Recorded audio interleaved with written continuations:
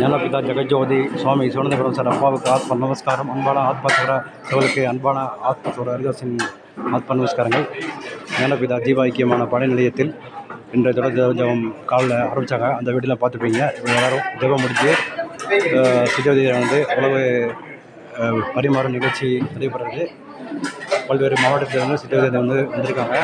அந்த காட்சி தான் நீங்கள் பார்க்குறீங்க. எல்லோரும் உணவுக்கு தயாராக போடுறாங்க. இப்போ உணவு எல்லோரும் அருந்த போகிறாங்க.